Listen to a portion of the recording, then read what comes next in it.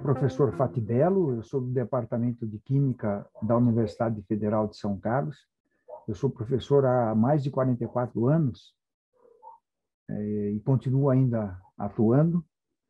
Na realidade, a pedidos de muitos compradores do meu livro, muitos leitores da minha obra, né, sempre vive pedindo alguma curiosidade, alguma discussão de algum conteúdo do livro. Então, eu resolvi gravar essas aulas seguindo mais ou menos o conteúdo do meu livro, que tem esse nome aqui, Equilíbrio Iônico, Aplicações em Química Analítica.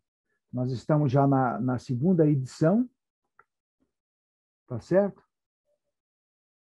Esse livro ele foi redigido, a escrita dele demorou em torno de 6 anos, um pouco mais, um pouco menos. Inicialmente, nós começamos a escrever série Apontamento. Foram 5 livros série Apontamento, que depois juntamos e surgiu essa obra. Só que na hora que fizemos a junção, essa série Apontamentos, cada livro desses veio sofrendo, durante as publicações, várias correções. Então, inicialmente, eles imprimiram 500 de cada um, ou 300, e só o livro 1 foram reimpressos várias vezes, assim como o capítulo 2, o 3, o 4 e o 5. Várias reimpressões. Foram em torno de 8.000 exemplares dos 5 volumes, dos 5 séries Apontamentos vendidos, 8.000, 8.500. Eu mesmo levava esses livros nos congressos. Quantas vezes eu levava 300 livros e vendia tudo, né? Eu promotor do livro e vendedor, livreiro. Muitas vezes eu virei livreiro e ainda faço isso também, vendo meu livro mais em conta, tudo. É para facilitar o leitor e levando em consideração as pessoas que não têm recursos, né, para adquirir a obra. Então, a ideia é gravar essa primeira aula, colocar a primeira e dar um tempo de 15 dias para ir colocando as outras aulas. A ideia é a frequência 1 aula por semana, aproximadamente. Por que esperar 15 dias? Justamente para a pessoa adquirir o livro. Ele pode adquirir o livro. Esse aqui é o site da Edufiscar, a editora da Universidade Federal de São Carlos. Esse link aqui é para comprar o livro, cai diretamente no livro de Equilíbrio Iônico. Esse livro nós ganhamos a primeira edição, a capa da primeira edição está aqui, é uma reação de complexação do cobre com amônia. Então, na frente da capa era esse Becker aí. Essas capas foram feitas pela empresa do meu filho, Marcel Fatibelo e o Rafael. E nós ganhamos o prêmio ABEU, Associação Brasileira de Editoras Universitárias, de 2017, em Ciências Naturais e Matemática. Eram várias obras nessa área aí, Ciências Naturais e Matemáticas. E tivemos a honra, a surpresa de ganhar o segundo prêmio. Eu tenho até aqui, está até pegando, eu preciso limpar aqui, isso aqui a editora ganhou um troféuzinho desse e eu ganhei o meu, está aqui, desse prêmio aí. Nossa, precisa tirar o pó, né? Então, qual que é a ideia? Quem quiser adquirir o livro, a editora acho que faz em 2 vezes no cartão, né? E o livro de potenciometria, nós também editamos o livro de potenciometria, né? São 4 autores, né? O Tiago Almeida, o Fernando, estou colocando em ordem aqui, o Fernando de Moraes e o Bruno Janeguites. Esse livro está 30 e poucos, então as 2 obras saem em torno de R$100, mais o correio, né? Modéstia à parte, os 2 livros têm saído muito. Nós já vendemos entre a primeira e a segunda edição quase 1.500 livros em 2 anos, aproximadamente, em 2 anos e pouco. Que essa crise toda é um número razoável de vendas, né? Tá certo? Olha a capa, detalhes da capa. Esse aqui é um reator de vidro de borosilicato, na realidade, de parede dupla. Aqui são os tubos de bomba peristalto que manda reagentes. No caso aqui foi luminol. na presença de hexanoferrato de potássio e com a enzima, um pouquinho de peroxidase também, extraímos peroxidase da abobrinha, eu tenho vários trabalhos com enzimas, e meio básico. Então, é uma reação quimiluminescente, ou seja, reação química produzindo luz. Então, na realidade, aqui, a luz essa reação produz luz que em 430 nanômetros, esse azul aqui. E a parte interna do reator é uma reação que formou uma chuva de ouro, que é o iodeto plumboso, ou iodeto de chumbo 2. Logicamente, depois esses resíduos aqui nós tratamos, é muito fácil tratar esses resíduos. Quando eu ofereço a disciplina de Química Analítica Qualitativa, sempre depois nós fazemos tratamento de resíduos, né? E estamos trabalhando com pequenas quantidades, estamos substituindo os reagentes de alta toxicidade. Então, a ideia é dar disciplinas atendendo à química sustentável, à química verde. Eu tenho trabalhado também em química verde, né? Se as pessoas entrarem no meu currículo Lattes, colocar lá Fatibelo, são uns 400 trabalhos, 320 no Web of Science, e tem muito trabalho, muito não digo, mas uns 10 trabalhos em educação, construindo kits para fazer experimentos com materiais do dia a dia. Tá certo? Tem um dos últimos, talvez, de 2014, 2015, dos últimos em educação, né? Fizemos uma eletrólise de brometo de potássio, usando lápis de carpinteiro como eletrodos, usamos um divisor de potencial, uma bateria, conversor de corrente alternada para contínua, que se compra baratinho, né? Fizemos a eletrólise, como eu falei, de brometo de potássio. Num dos eletrodos formou o bromo e no outro formava hidroxila. Então, com um suco de repolho roxo, a gente ia vendo a mudança de cor em um dos eletrodos. Então, tinha reações de oxidação, ácido-base, e calculamos o número de Avogadro com um erro de menor que 5%. Então, nós vimos as leis de Faraday e calculamos também o número de Avogadro. Isso está na química nova na escola. Se colocar lá Fatibelo, eletrólise, vai achar o artigo. Eu posso também depois apresentar em alguma aula dessa. Então, seguindo aqui, só para vocês terem uma ideia do que nós vamos tratar, o curso vai ser baseado, como eu falei, no livro, e nós vamos dividir em 5 capítulos. Tem toda essa parte introdutória aqui, que nós vamos começar falando de Berthollet, depois Gutenberg e Wage, da lei da ação das massas, passando por Le Chatelier, todas esse início da química, a química moderna, depois de Lavoisier, né? Que nós vamos ver mais adiante quando ele fez o experimento dele, né? E nós vamos falar da constante de equilíbrio, a constante de equilíbrio em termos termodinâmico e que é dada em atividade. Então nós temos aqui a constante de equilíbrio, ela pode ser a constante de equilíbrio, ela pode ser escrita termodinamicamente, a constante de equilíbrio, desculpa a letra, estou aprendendo a escrever com essa coisa aqui, né? Então, pode ser termodinâmico, que é baseado em atividades das espécies, e condicional ou formal, que é dado em concentração, né?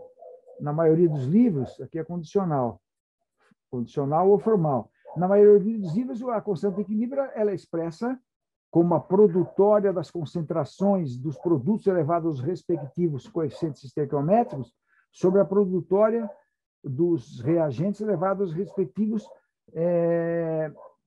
concentrações dos respectivos coeficientes estequiométricos. Um cachorro latindo aqui. Eu estou no meu escritório próximo da rua aqui, né? Então, nós vamos ver essa diferença. O que é a atividade? Na verdade, o que é essa atividade? A atividade é a concentração efetiva. Nós vamos ver com calma isso aqui, né? Que ela é dada pelo coeficiente de atividade vezes a concentração da espécie I aqui, né? Da espécie I, né? Isso é coeficiente de atividade. Então, para calcular a atividade, nós precisamos saber qual é o coeficiente de atividade. E o coeficiente de atividade ele é dado pela lei de limite de Debye-Rick, que é de 1923. Nós vamos ver como é que calcula isso. Mas para calcular o coeficiente de atividade, nós necessitamos de saber o conceito de força iônica. Força iônica é 2 anos antes, então, lei limite de Debye-Rick é 1923, força iônica é Lewis e Randall. Nós vamos aprender a calcular a força iônica, que é de 1921. Nós vamos calcular essa força iônica aqui, ó. Nós vamos trabalhar muito com atividade, porque, na realidade, no dia a dia, o que se tem são atividades e não concentração. A vida como ela é, já dizia Nelson Rodrigues, né? Então, força iônica vai ser a produtória da concentração de espécies vezes a carga ou o número atômico elevado ao quadrado das espécies. E, sabendo a força iônica que nós vamos calcular, se calcula o coeficiente de atividade das espécies pela lei de limite de Debye-Rick. Essa constante A aqui, a 25 graus, é 0,501, para uma espécie, tipo, por exemplo, hidroxônio, hidrônio, uma espécie, isso aqui é o quadrado e raiz da força iônica. Essa é a lei simplificada, depois tem a lei estendida, que vem um termo aqui embaixo, né? Então, a lei estendida tem um termo aqui embaixo, que é 1 mais vou aproximar aqui, tem mais um termo aqui, que eu não vou entrar em detalhes agora, tem mais esse termo aqui, tem um termo aqui, tá certo? É BA, que eu não vou falar agora, tá? Que leva em consideração o raio iônico, esse termo que vem aqui, essa constante é 0,33, eu vou entrar em detalhes depois, 0,33 10 à oitava, é uma constante, e depois eu vou falar dela, né? E o A é o raio iônico das espécies, o raio hidratado, né? Então, esse termo, só para ter uma ideia, para a maioria das espécies, ele é igual a 1. Para o próton, o A é igual a 9, 9 vezes esse termo aqui, ó, cancela tal, né? 9, 10 a menos 8, tá certo? Dá 3. Então, nós vamos falar disso mais adiante com a disciplina, não vou encher vocês de números, né? O mais importante é saber o que a atividade ela é a concentração efetiva, né? Só para vocês terem uma ideia, tem uma solução, 1 litro de solução, vamos supor que nós colocamos ácido clorídrico lá, 10 a menos 4 mol por litro de ácido clorídrico. O ácido clorídrico é tido como forte e o que se tem nos livros por aí, o que se propaga, é que a dissociação é completa. Não é completa. A dissociação da espécie desses fortes é completa com a diluição infinita. O que é a diluição infinita? Quando a concentração está 10 a menos 8, 10 a menos 7. Em 10 a menos 4, ele não está totalmente dissociado. É só fazer os cálculos. Nós vamos aprender a fazer isso. Então, vamos supor que a diluição, estou supondo, eu não sei se é esse valor, mas se ela for 0,99, né, por uma certa concentração de ácido clorídrico, o coeficiente de atividade que nós calculamos é 0,99, tá certo? Então, o que significa? Esse termo aqui, do coeficiente de atividade, esse gama, ele dá o desvio da idealidade. Significa o quê?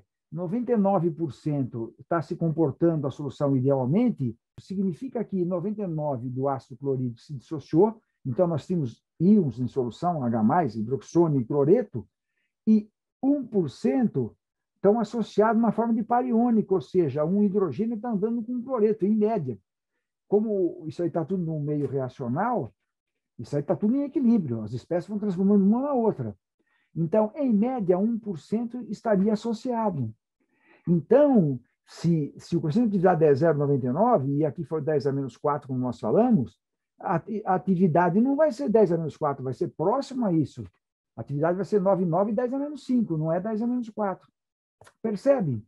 E isso, se o sujeito for calcular o pH, o pH lá, a escala de pH de Sorensen, de 1909, por exemplo, que era dado em menos log da concentração de H+, pH hoje, ou de um tempo para cá, o pH vai ser a atividade do hidroquissônio em solução.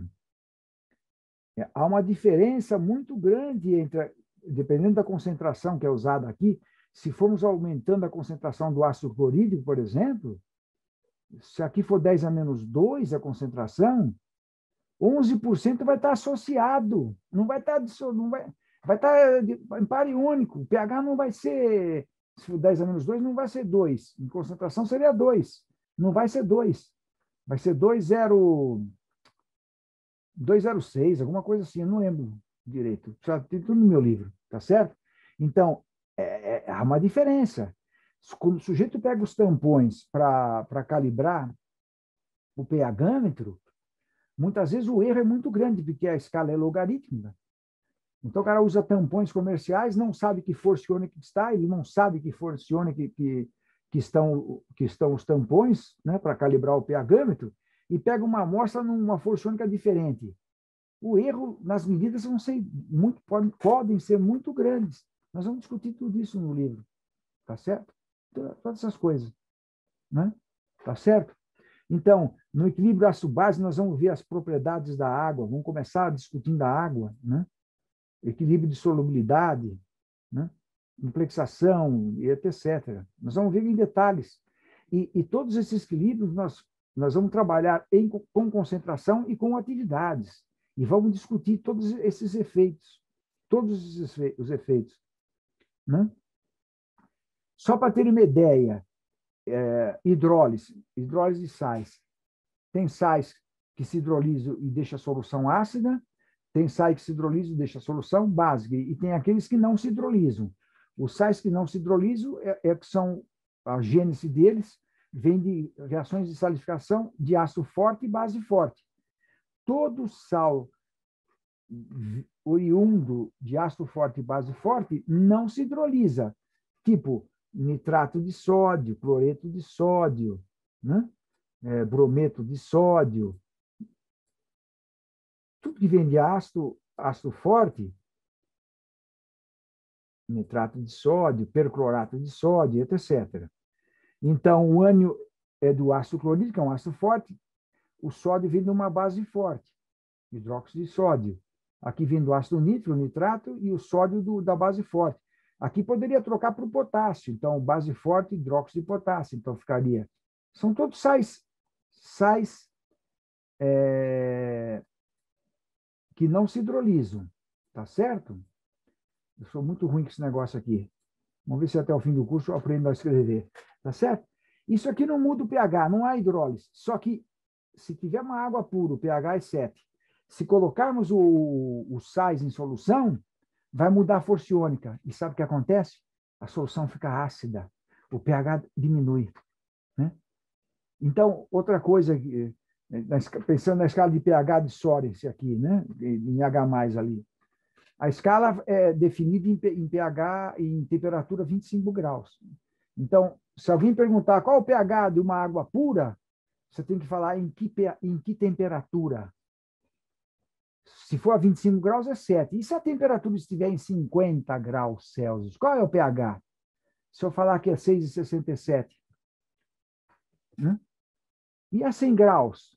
Vai para 6,13 o pH. Ah, nós aumentamos a temperatura e a água fica ácida? Não.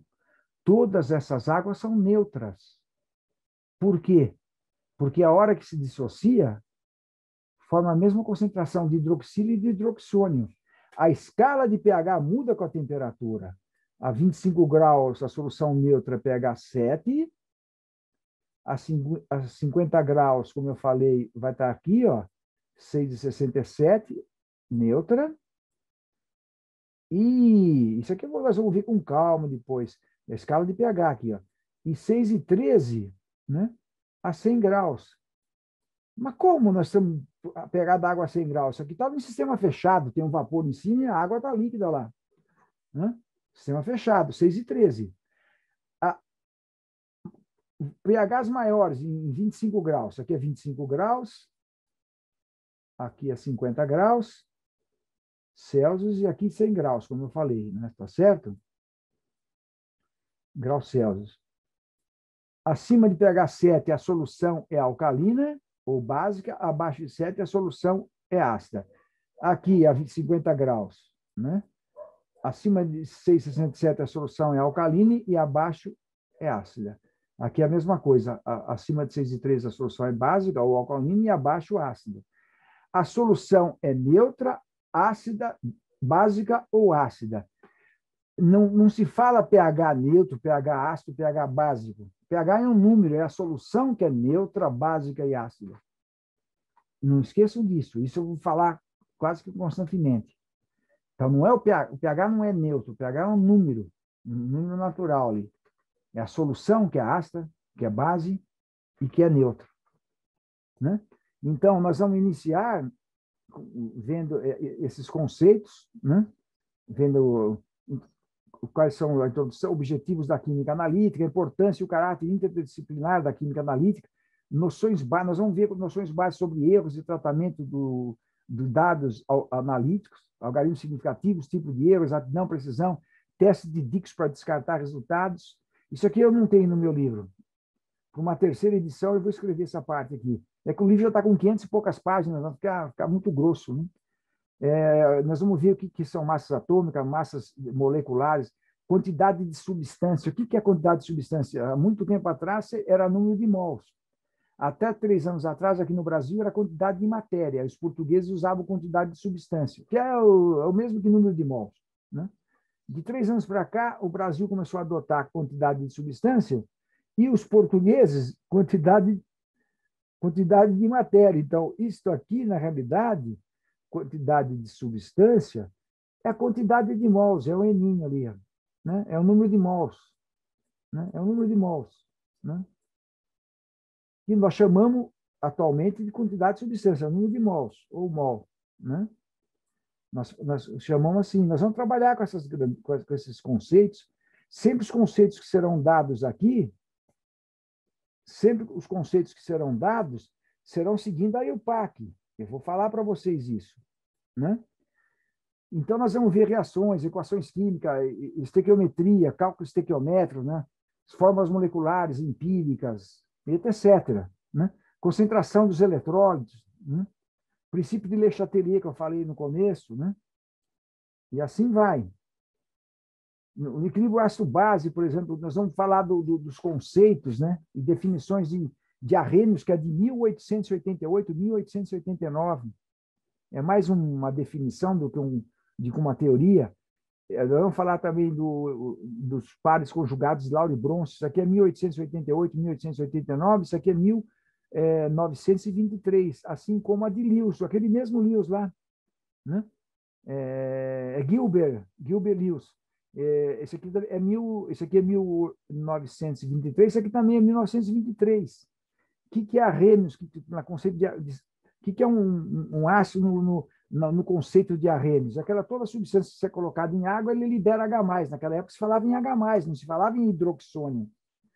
E base seria que dissociava e produzia hidroxila. Lauro e Bronze é pares conjugados de ácido-base. Ácido é aquele que doa próton e base é aquela que recebe próton. E a teoria de Lewis é baseada no par eletrônico, nos elétrons. Base tem par de eletrodo que compartilha com o ácido para formar uma ligação covalente. Nós vamos ver isso aqui em detalhes. Né? O que é um ácido forte e base forte e fraco? Né? Eu falei para vocês, ácido clorídrico, ácido nítrico, ácido sulfúrico, ácido perclórico, ácido iodídrico, são todos ácidos fortes, mas eles não se dissociam totalmente. Dependendo da concentração, eles não estão totalmente dissociados. Apesar que encontramos na literatura que se dissociam ou se ionizam 100%. Isso não é verdade. E isso vai acontecer a diluição infinita, quando a concentração é abaixo de 10 a menos 5, 10 a menos 6. Né? Nós vamos ver isso. A autodissociação da água. Aí nós encontramos por aí autoionização da água. Eu prefiro autodissociação para não ter confusão com outros conceitos. Então, todo livro Nós vamos falar de dissociação, autodissociação da água. A água é anfiprótica. Então, duas moléculas de água produzem um hidroxila e um hidroxônio. O que significa anfiprótica? Ela tanto doa próton como recebe próton. Nós vamos ver esse conceito, né? O conceito de pH, essa escala de pH é de 1909, é de Soren Sorenson, que era definido em menos log da concentração de H+.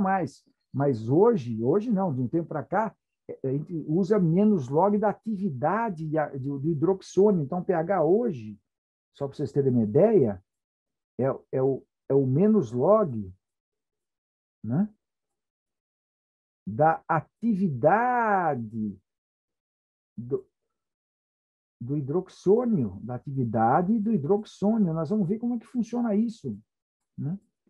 Nós vamos ver isso.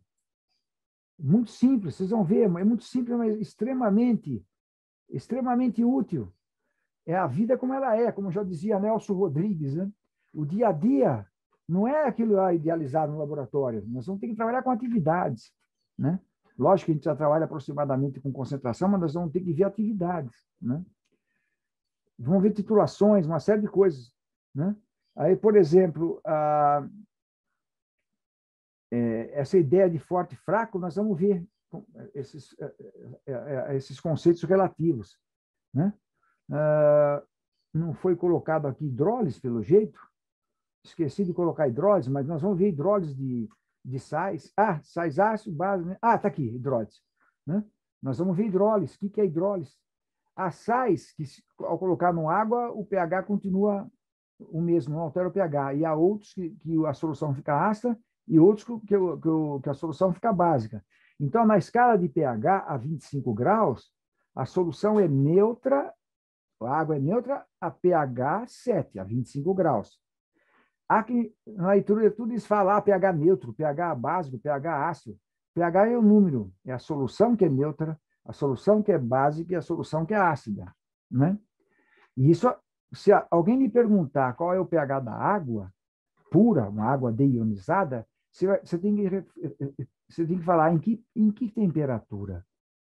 Se for em temperatura de 25 graus, o pH é 7, mas se for em temperatura de 50 graus, onde a constante de autodissociação da água, que a 25 graus é 10 a menos 14, a 50 graus ela vai para 5,54, 10 a menos 14. O pH vai para 6,63. Então, não é mais 7, é 6,63 a 50 graus, né? E se tiver a 100 graus, pH vai para 6,13. Mas como assim? Essa água a 50 graus é mais ácida? Não é o pH que é ácido, é a água. Essa água é ácida? A 100 graus é mais ácida? Todas são neutras, muda a escala de pH. Em 50 graus, a solução é neutra em pH 6,63. E a 100 graus, a solução é neutra em pH 6,13. Nós vamos ver isso. É importante isso. Isso afeta vários equilíbrios. Se o cara tiver uma água pura e coloca um sal, não um sal que sofre hidrólise, que vai alterar o pH, um sal que não sofre hidrólise, nitrato de sódio, cloreto de potássio, nitrato de potássio, está mexendo com a força iônica. Sabe o que acontece com o pH? O pH diminui. A solução fica ácida. Se a água está 7 e bota um sal que não se hidroliza, é por conta da força iônica. Eu vou explicar isso aí para vocês a nível microscópico. A solução fica ácida. Nós vamos ver isso. E essa história de efeito do pH, efeito da força iônica, etc., vale para todos esses equilíbrios. O equilíbrio de solubilidade é um equilíbrio heterogêneo. Nós temos um sal de baixa solubilidade, um composto de baixa solubilidade, em equilíbrio. Equilíbrio termodinâmico com os íons em solução, né? E, geralmente isso é determinado a 20 graus ou 25. A solubilidade, geralmente, eles vão a 20 graus. Os outros constantes estão marcados a 25 graus, né? E isso aí, esse conceito de equilíbrio heterogêneo, nós vamos ver com detalhes. Nós vamos ver qual é o efeito do pH no equilíbrio, qual é o efeito da complexação no equilíbrio, de solubilidade, etc. Então, nós vamos ver equilíbrios de complexação. O EDTA começou a ser usado pelo Schwarzenbach em 1939, em 1940, lá em Zurique, né? E quando começou a Segunda Guerra, ele parou de trabalhar e tem um livro inteiro, né? Então, lá na Suíça, ele voltou a publicar muito depois da Segunda Guerra Mundial. Então, o EDTA, além de uma vasta aplicação em química analítica, nós vamos ver, por exemplo, métodos padrões para determinar a dureza da água é titulado como solução de EDTA. O sal de EDTA, nós vamos ver isso, né? Nós vamos ver isso. Mas o EDTA é usado em vários produtos. Eu vou mostrar para vocês e mostrar os equilíbrios, né? E assim por diante. Equilíbrio de oxirredução são constantes altíssimas, constantes da ordem de 10 a 20, 10 a 30, 10 elevado a 50, 70, nós vamos ver isso. O que é uma célula galvânica, a equação de Nernst. O Nernst desenvolve, no doutorado dele, em 1888, as suas equações. Ele foi trabalhar lá em Leipzig com Ostwald, e lá ele desenvolve um trabalho lindo de potenciometria. Nós vamos ver alguns trabalhos deles, do grupo deles. Nesse livro aqui, de potenciometria, nós falamos toda essa história, porque aqui, como ele é de potenciometria, tem toda a história da potenciometria aqui, na parte introdutória do livro, com várias aplicações, né? Muitas aplicações. Nós vamos ver também as volumetrias de oxirredução, e etc., né? Então, basicamente, bem rapidamente, eu vou ter que encerrar, a química analítica ela é dividida em química analítica qualitativa e química analítica quantitativa. Aqui tem as pessoas, aqui um provador, né? Tem esse aqui que, pensando em análise qualitativa, esse aqui está mais preocupado com a qualidade, não com a quantidade. Esse cara aqui está querendo, não está nem aí com a qualidade, ele quer quantidade, né? E aqui esse provador é mais sutil, ele quer saber né? Ele quer saber justamente isso aí. O que tem nesse alimento, né? Lógico que isso aqui não é substância pura, tá certo? Não é uma amostra, mas é uma amostra de alimento.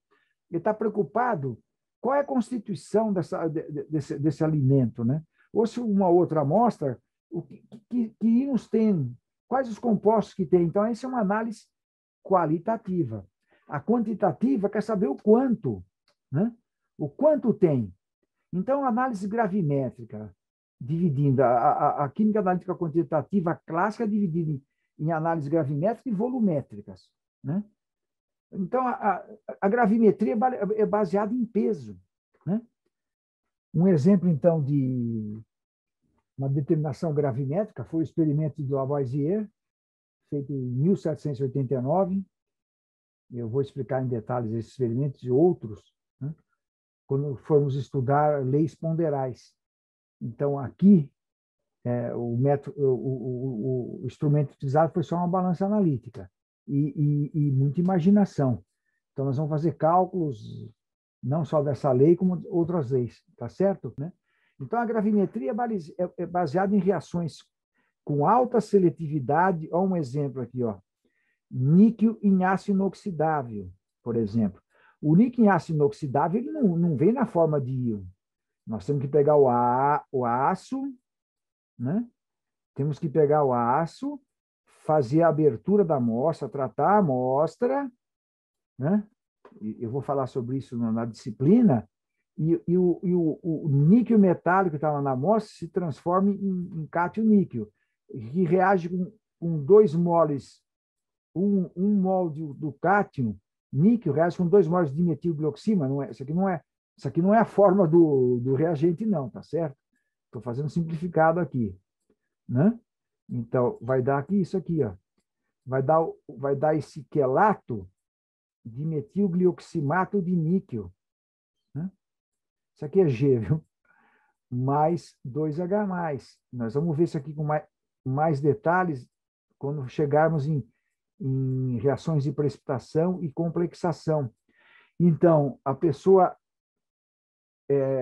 pesa um cadinho de guache com papel, tudo, tara, pesa papel, porque vai filtrar, e o cadinho de guache, de porcelana com os furinhos embaixo, pesa uma quantidade de amostra do ácido inoxidável, faz a abertura, trata, tá certo? Coloca em meio isso aqui funciona em meio de amônia, tem todos os pH certo para ir fazer isso, né? E faz a precipitação seletiva do dimetilglioxinato de níquel. Isso aqui é sólido, precipita, e isso aqui é tudo aquoso, viu? Aquoso, aquoso, aquoso, tá? Isso aqui é uma solução hidroetanólica, é etanol e mais água, e aqui está aquoso, né? Está no meio de amônia, né?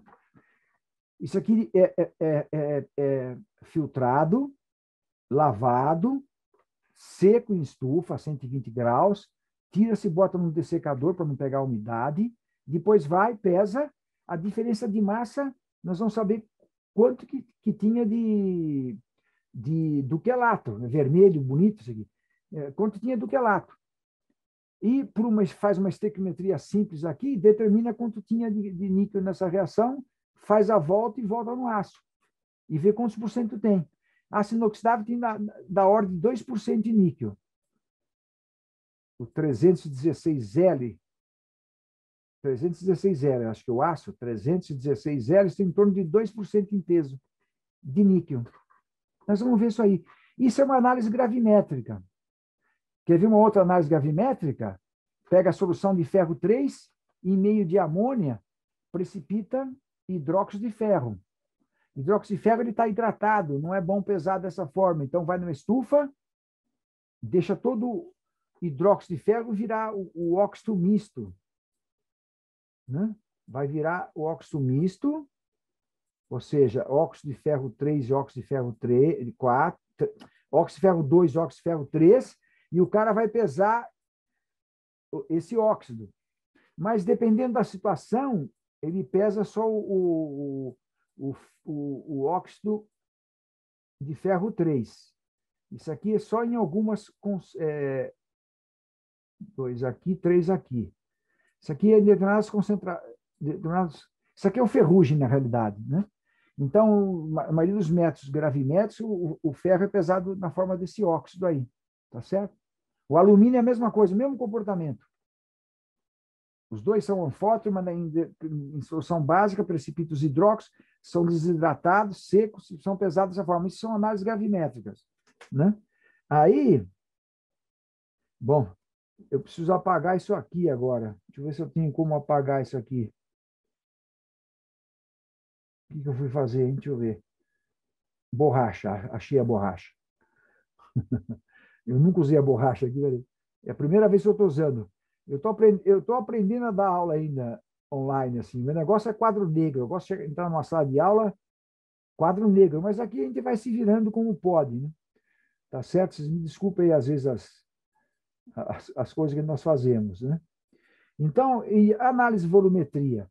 A volumetria, na realidade, vai uma solução padrão numa bureta, né? E no Alemanha vai a amostra, solução da amostra, e nós fazemos uma titulação, usando indicadores apropriados. A volumetria ácido-base é aquela que usa o quê? Reações ácido-base, de precipitação, reações de precipitação, complexação, reações de complexação, óxido-redução, óxido-redução. Né? Ácido-base, hidróxido de sódio na bureta, titulando ácido clorídrico, por exemplo. Usa fenolftaleína como indicador. Né? Aí a titulação de ácido forte com base forte, mas tem titulação de base forte com ácido fraco. Então, no lugar do ácido clorídrico no Alemanha, ácido acético, por exemplo. Né? Qual vai ser o pH do ponto de equivalência? Quando é forte, o pH no ponto de equivalência é 7. Mas do ácido acético não é pH 7. Nós vamos ver isso aí, vai ser em pH acima de 8. Nós vamos fazer esses cálculos. Porque o íon acetato se hidrolisa. Quando ele se hidrolisa, o íon acetato que é formado de acetato de sódio. Mas o acetato se hidrolisa, dando ácido acético e produzindo íons hidroxilas. E aí o pH do ponto de equivalência é acima de 8, é 8,4, 8,5, depende da concentração. E aí, nem sempre, para escolher o indicador o indicador mais apropriado, tem que saber qual vai ser o pH do ponto de equivalência. Nós vamos calcular tudo na hora isso aqui. Né?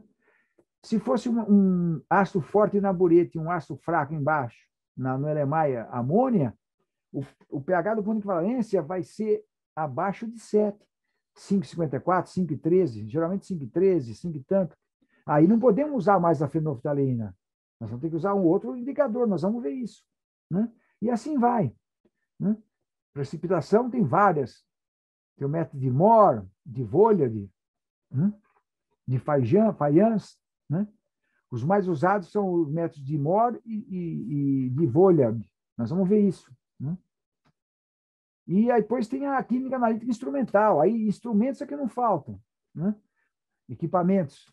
Nós temos vários métodos ópticos que usam espectroscopia de absorção atômica, de emissão atômica, plasma indutivamente acoplado, UV visível.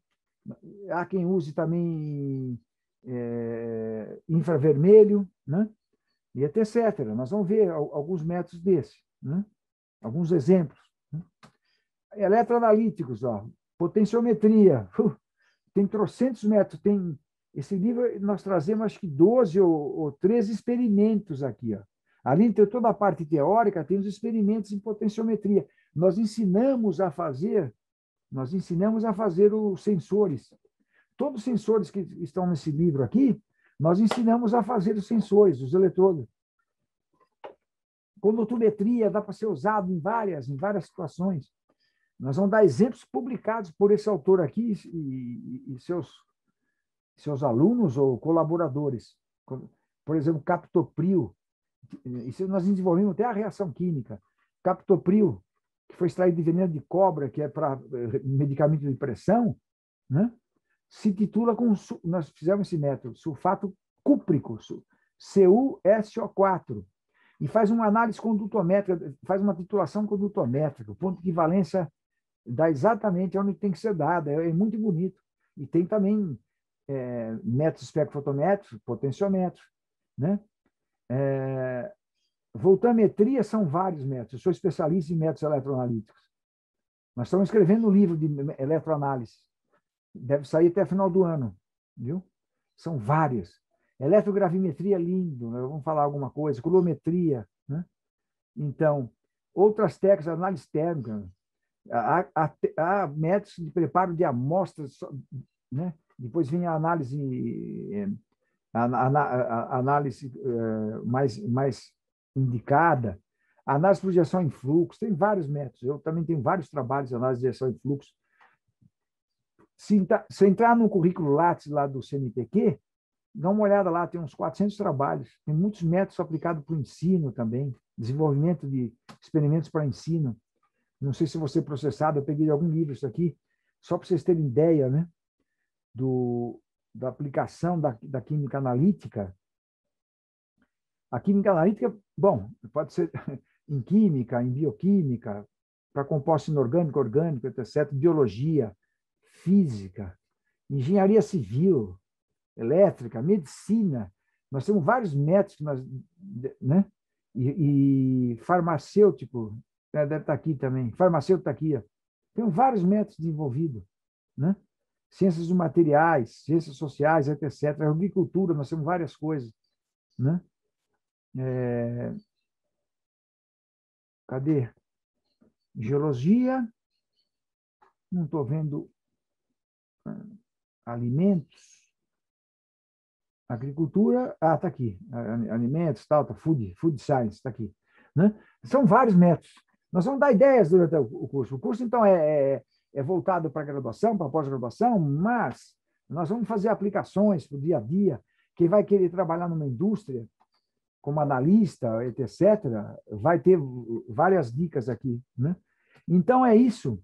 Então, daqui 15 dias, eu vou colocar a segunda aula. Vou deixar quem tem que comprar o livro, vou dar esse prazo de 15 dias, eu vou fazer propaganda do site. Então, fiquem atentos aí, que eu vou colocar daqui 15 dias a segunda aula. Vamos começar a aula realmente, tá certo? Até mais, pessoal. Muito obrigado, viu?